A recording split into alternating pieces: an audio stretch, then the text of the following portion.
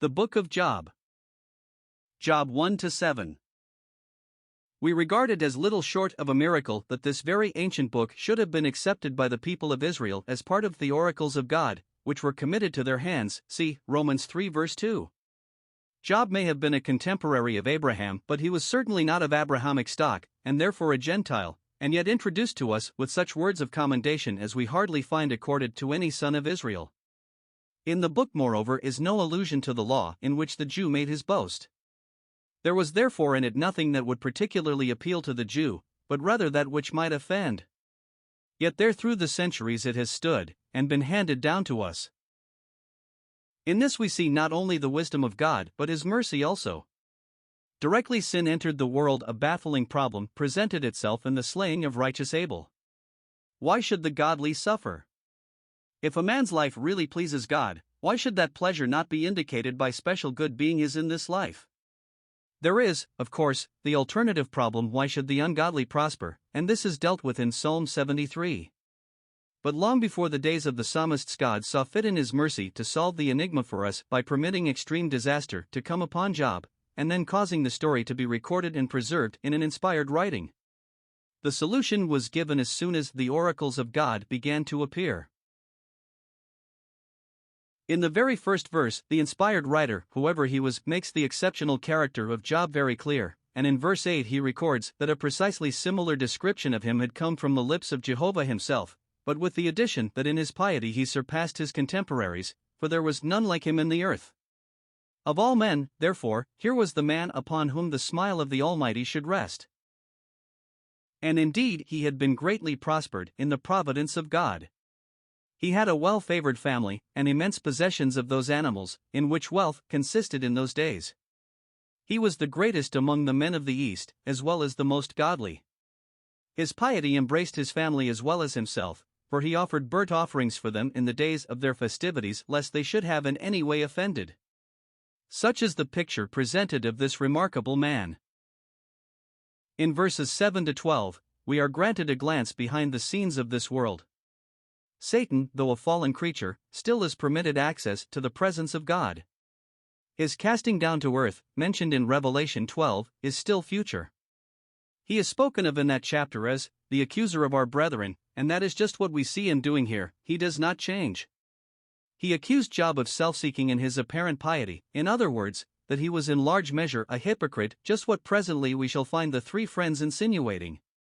He virtually challenged God to test him by some catastrophe, when Job's skin-deep piety would be broken through, and he would curse the God whom he professed to regard. The Lord accepted Satan's challenge and permitted the adversary to act against all that he had, but not against himself. Satan promptly acted, and the disasters fell with devastating effect. It was a most instructive scene. We perceive three causes and two effects. The great first cause is God. The second inferior cause is Satan. The third still lesser cause, or rather, causes, the Sabaeans, the Chaldeans, and what men would call the forces of nature. The first effect was a complete sweeping away of all Job's family and possessions. The second and ultimate effect was a crushing blow delivered against Job. What must have made it so crushing to Job was the fact that 4 different agents were employed. If one gigantic calamity had engulfed the lot, the effect on his mind would probably not have been so great. But for separate calamities, all in one day, and 2 of them what we should now call acts of God, must have made Satan's malicious deed staggering beyond all our thoughts or words. We venture to think that such a collection of catastrophes, falling upon one man in one day, has never been equaled in the whole history of the world. The piety of Job was proved not to be skin-deep merely. God knew how to sustain His true servant, and he stood the test and did not curse God. Satan was proved a liar and defeated. Job's words, "The Lord gave, and the Lord has taken away," have been repeated millions of times by sorrowing saints who also have blessed God instead of cursing Him, even as Job did. Satan, however, returned to the charge, though God could again give his testimonial to Job's remarkable character. He knew very well that a man's own bodily self is nearer and dearer to him than all he may possess, so he said, "Skin for skin, yeah, all that a man has will he give for his life." This remark of the devil was once quoted in court by a barrister, wishing to further his case. He prefaced it by saying, as a great authority is said, feeling he was quite safe in his authority since he quoted from the Bible. The judge knew his Bible better than the council, so he quietly said, "I am interested to observe whom the learned council quotes as a great authority." It will be useful, therefore, to remind our readers that in this book we have quoted not only the words of Satan, but also many words of men, some of them true enough, as other scriptures show, but others much open to question. None of these men who spoke were inspired in their utterances, though we have an inspired account of what they said, so that the picture presented is perfectly true. We must never overlook the difference between revelation and inspiration. All scripture is inspired of God, but not every word found therein is a revelation from God. When Solomon wrote, for instance, "There is nothing better for a man than that he should eat and drink." Ecclesiastes 2 verse 24, he was not uttering a revelation from God but rather his own foolishness, inspired to put it on record for our warning. But to return to our story, given permission by God, Satan afflicted poor Job with as virulent a disease as has ever been on record, though not permitted to take his life. His state became so fearful and repulsive that his own wife urged him to the sin that Satan designed to lead him into. She only was left to him, and thus she became, perhaps unwittingly, an abettor of Satan's design. But again, supported by God, Job stood the test and did not sin with his lips. The record of Job's reaction is this time more negative than positive. We notice still Satan was defeated, and from this point he disappears from the story. Here, therefore, the story might end, if the point of it were only to show us how the power of God triumphs over the malign doings of the adversary.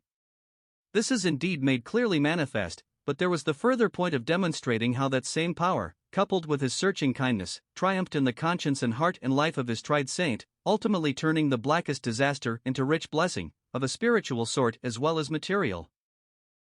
As a first move toward this, Job's three friends appeared on the scene.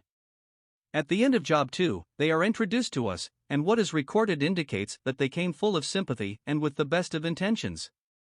The record of his disasters and the horror of his bodily state moved them to tears, and so staggered them that for a whole week they sat in his presence speechless. The reality of it all far exceeded what they had heard. Dreadful it must have been to reduce them to this speechless condition. The expressions of sympathy they intended to make froze upon their lips. But the week of silence had to end. Their presence, their tears, their rent mantles, the dust upon their heads, affected Job, and led him at last to break the silence. He opened his mouth and cursed his day. He did not curse God, be it noted. He called down a curse upon the day he was born, deploring the fact that he had not died when his mother gave him birth. He anticipated that, had he never seen the light, he would have been at rest, and not in this dire affliction. In Job's day there was not much light as to the unseen world, yet he knew that death did not mean extinction of being, but for the saint rest and freedom from the trouble caused by the wicked, such as he had experienced by Sabaeans and Chaldeans. There the wicked cease from troubling, Job 3 verse 17, from troubling other people, not from being troubled themselves. There those, whose strength is worn out, are at rest. Amongst mankind almost universally, a birthday is an occasion of remembrance and rejoicing. To poor Job it seemed a moment to be deplored and cursed. In his days of prosperity he had feared some kind of adversity might supervene. Now it had come upon him with unparalleled force. His agonized utterance, recorded in Job 3, surely moves our sympathy as we read it, some 4,000 years after it was spoken. The silence of a week being broken, Eliphaz was moved to speak. His earliest words, at the beginning of Job 4, have a gentle and considerate spirit. He acknowledged that Job had been a helper and sustainer of others, but asked a pertinent question in verse 6, which in Darby's New Translation is rendered, "Has not thy piety been thy confidence, and the perfection of thy ways thy hope?" Here, we believe, he did put his finger upon the weak spot in Job, as is shown in the remainder of the book. That Job's character and ways were excellent has been guaranteed by God himself, but that being the case, how subtle the snare to make them the basis of one's confidence and hope, and to build everything upon them, before God as well as before men. It is what many a very godly saint has done since the days of Job. But in his next paragraph, verses 7 to 11, Eliphaz completely misunderstands the situation. He asks, whoever perished, being innocent. Doubtless he had no knowledge of Genesis, that book probably not having been written in his day, yet ancient things were known by carefully preserved tradition. What about Abel? He perished being innocent. Why, the first disaster recorded after sin entered the world disproved the position Eliphaz took up. The righteous Abel was cut off. Hence the idea, which he elaborated by his figure of the lions, broke down. The reaping of disaster does not mean of necessity that those who reap, plow iniquity, and sow wickedness. From verse 12 onwards, the standpoint that Eliphaz takes comes more clearly to light. He begins to relate a rather terrifying experience of his own, when he saw some spirit apparition, and received a word of warning as to man's frailty and impurity in the presence of his Maker. What he heard is perfectly true. No mortal man can be more pure or just than God. In both he falls infinitely short of God's glory. As we open Job 5, we find Eliphaz continuing on this note, and again he refers to what he had seen. Verse 3 begins, I have seen, and if we turn to Job 15, where his second speech is recorded, again we find him saying, that which I have seen I will declare. Verse 17. It is evident then that his argument mainly rests for its validity upon his own powers of observation. In those powers he trusted for his opinion of the meaning of the calamities that had fallen upon Job. Some of the sayings of Eliphaz in this chapter are perfectly true. For instance, man is born to trouble, as the sparks fly upward, in this world of sin. Again, it is certainly true that God takes the wise in their own craftiness, and that, happy is the man whom God corrects. But we can see that all these facts are advanced in a way that turned them against poor Job. He had seen men taking root and then suddenly cursed, but these were the foolish. And further, their children were smitten, and robbers swallowed up their possessions. It is obvious that all these remarks carried an insinuation against Job. He had appeared to be wise, but was now taken in his craftiness, so it appeared to Eliphaz. The advice given toward the end of his discourse was good. Job should not despise the chastening of the Almighty, but rather accept the correction, and then the tide of evil would turn and blessing come in. The closing verses speak of God's deliverance coming in, of renewed prosperity. Verse 24 has been rendered, Thou shalt know that thy tent is in peace, and thou wilt survey thy fold, and miss nothing. Verse 25 speaks of a numerous posterity, and verse 26 of Job himself coming to his end in ripe old age. These things did indeed mark Job's latter days, as we know, but the insinuation was that the absence of any such prosperity at that moment was punishment from God for his sin, which had lain beneath the surface of his life in the past. Eliphaz closed by confidently asserting the truth of his remarks. So it is, he declared, for he had searched it out and seen it for himself. Job 6. By all this Job was stirred to reply, and he begins by acknowledging that the arrows that had smitten him were from the Almighty, but these friends of his had no proper sense of the weight of his calamity and grief. Well-fed animals do not express distress by braying or lowing, so he did not cry out without ample cause. He was being fed on sorrowful meat, and he desired that God would cut him off completely rather than prolong his misery. From verses 14 to 23, Job upbraids his friends. He was the afflicted one to whom his friends should show pity, if they desired to walk in the fear of God, but on the contrary, they were beginning to deal deceitfully with him. They were like streams that dried up in the heat, just when they were most needed by caravans of Tema or Sheba. At verse 24 a more direct appeal begins. He challenged his friends to leave vague insinuations for direct accusation. Let them show where he had erred, so that, taught by them, he might hold his tongue. He rightly remarked, how forcible are right words, but what did Eliphaz arguing, or upbraiding, effect?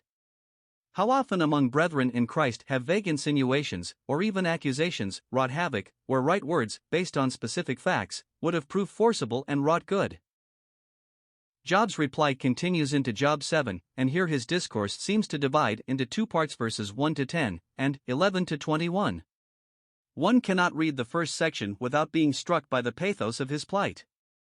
He felt it deeply himself and hence expressed it in moving fashion. Months of vanity and wearisome nights had been his portion, so that, just as a servant or hireling longed for the shadow of evening and the wages, he was longing for the end. Like the weaver's shuttle, his days fled away, and he was hopeless.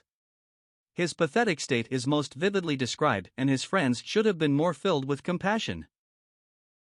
But in the second part Job evidently turned Godward, and began to address him with his bitter complaint. He realized his own littleness. He was not something great as a sea or a sea monster, and, in verses 13 to 16, he cries out that his very nights are a torment with dreams and visions of terror which, he feels, come to him from God. He loathes his present life and tells God that he desires to die. But it is noticeable how the tone of his complaint and cry changes when he turns to God from the presence of his friends. He at once is made to realize the insignificance and even the sinfulness of mankind. His cry is, "What is man?" And though he could not answer the question with the clearer light vouchsafed to David in Psalm 8, or the full light of the New Testament, he knew enough to admit that man is not what he ought to be, and that it is a wonder that God should set his heart upon him. In verse 20, he goes even further. He realized God would not let him alone and he confesses to sin. The New Translation renders the opening of that verse, "Have I sinned? What do I to thee, thou observer of men?" and we understand that observer and not preserver is the correct translation. He knew he was under God's eye, who could perceive error or he was hardly aware of it. And why did God not grant pardon and remove the weight of his load? Thus from the outset Job admitted some consciousness of guilt, but as yet, fortified by a life of piety and outward correctness, he did not realize its greatness. God was beginning the process which would lead him to see how deep and black it was. What have we seen of the same thing in ourselves? Have we reached Paul's confession, "I know that in me, that is, in my flesh, dwells no good thing," Romans 7 verse 18?